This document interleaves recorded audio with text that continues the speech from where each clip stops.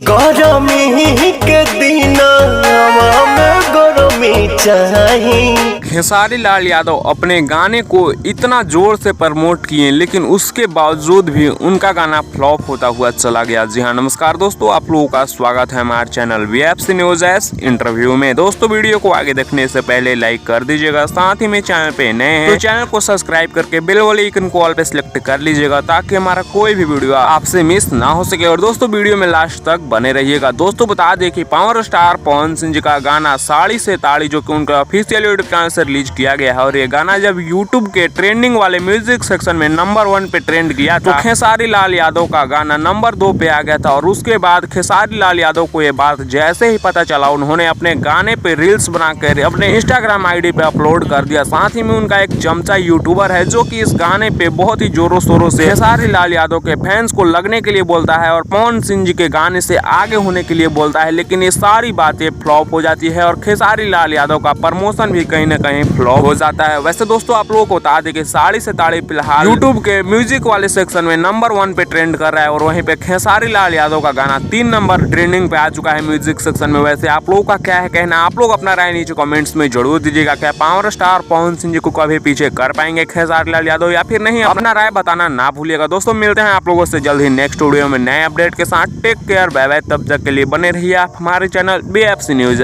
Interview के साथ।